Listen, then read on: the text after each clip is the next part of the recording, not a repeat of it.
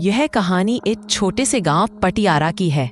रात का समय था, चारों ओर गहरा सन्नाटा था और सब लोग अपने अपने घरों में सो चुके थे। लेकिन गांव के एक किनारे शिवा और उसकी पत्नी गीता अपने घर के आंगन में बैठे आपस में बात कर रहे थे। तभी बाहर किसी ने दरवाजा जोर से खटखटाया। गीता, यह कौन इतनी रात को दरवाजा खटखटा रहा है? मुझे तो कुछ अजीब सा लग रहा है। शिवा, मुझे बहुत डर लग रहा है। कहीं वो वही रात वाली चुड़ैल तो नहीं जिसके बारे में सब कहते हैं? उन्होंने धीरे से झरोखे से बाहर झांका, लेकिन बाहर कोई दिखाई नहीं दिया। अचानक फिर से दरवाजा बहुत जोर से बजने लगा। मुझे हिम्मत करके बाहर देखना चाहिए, पर अगर सचमुच चुड़ैल है तो मुझे डर भी लग रहा है। शिवा, तुम कहीं मत जाओ। मैंने सुना है जो भी उसके सामने जाता है वो वापस नहीं आता। तीसरी बार दरवाजा और भी जोर से खटखटा। इस बार खिड़की से देखते ही झोंकेदार सफेद साड़ी में एक औरत दिखाई दी। उसके लंबे बाल उसके चेहरे पर आ रहे थे। ओह भगवान, वह तो सच में चुड़ैल जैसी दिख रही है। गीता, हम दोनों एक साथ रहेंगे तो ज्यादा सुरक्षित रहेंगे। उसकी आंखें तो एकदम लाल लग रही हैं। शिवा, वो हमें देख रही है। कहीं वो हमें नुकसान ना पहुंचा दे। उस अजनबी औरत यानी चुड़ैल ने ठंडी और डरावनी आवाज में पुकारा, दरवाजा खोलो, मैं रास्ता भटक गई हूं। दरवाजा खोलो। ठंड बहुत है। मैं भी इंसानी हूं। भूखी वो प्यास लगी है।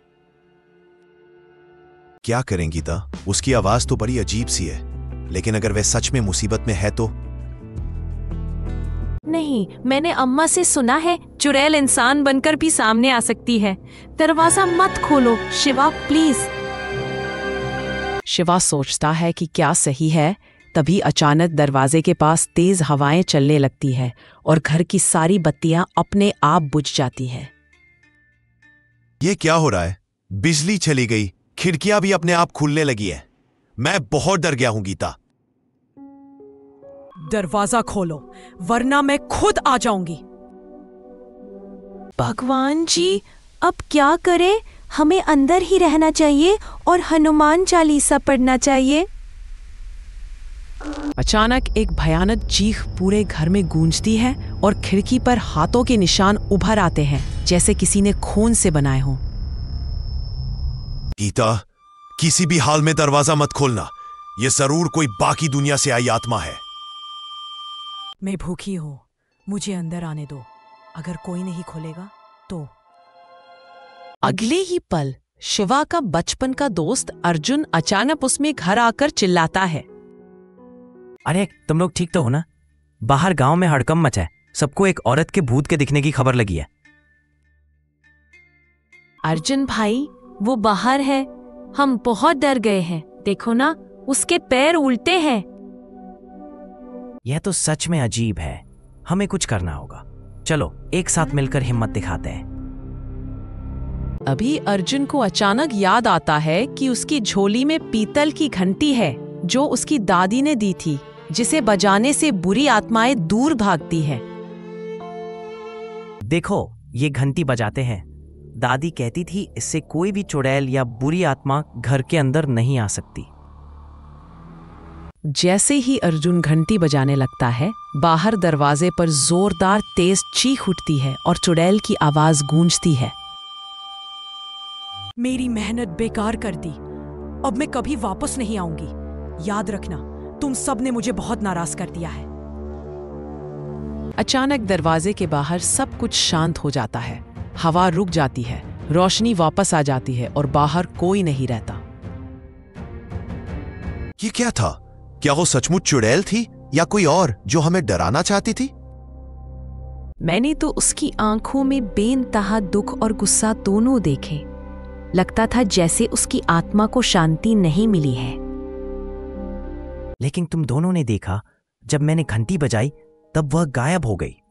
शायद दादी सही कहती थी कि बुरी आत्माएं अच्छाई से डरती हैं। सुबह होने पर गांव वाले इकट्ठे होते हैं और रात की पूरी घटना सुनते हैं। तभी गांव का प्रधान सबको एक बात बताता है। पहला सस्पेंस उजागर होता है। एक रहस्य की बात बताता हूँ। वर्षों पहले इसी गांव की एक औरत भरी रात में गुम हो गई थी। उसका नाम सुरेखा था। वही सुरेखा अब चुड़ैल बन गई है, जो हर साल इसी रात को आती है। प्रधान की बात सुनकर सब सन्न रह जाते हैं, लेकिन अचानक शिवा के दिमाग में कुछ और आता है। दूसरा सस्पेंस। प्रधान जी, लेकिन पिछले साल भी कुछ और घटनाएं हुई थी और हर बार सिर्फ सफेद साड़ी वाली औरत ही दिखती है। कहीं ऐसा तो नहीं कि कोई इंसान गांव वालों को डराने के लिए यह सब कर रहा हो? गांव के कुछ बुजुर्ग बताते हैं कि पिछली बार रात को शैतानी हरकतों के दौरान किसी ने सुरेखा की चूड़ियों की आवाज भी सुनी थी, जो अब किसी के पास नहीं है। और जो दरवाजा खुलवाने की आवाज आई थी, उसकी आंखों में एक दर्द था। उसकी आत्मा सचमुच मुक्ति पाना चाहती है। हमें मिलकर सुरेखा की आत्मा को शांति दिलानी चाहिए, तभी गांव में चैन आएगा। लोगों ने आपस में समझदारी दिखाई और तय किया कि किसी भी डर का सामना बहादुरी और एकता से करेंगे। चुड़ैल के सच्चे रहस्य का पीछा करना ही गांव की समझदारी थी। इस घटना ने गांव वालों को एकजुट कर दिया और सभी ने निश्चित किया कि अब कभी भी ऐसी घटनाओं में फैले डर पर विजय प्राप्त करेंगे।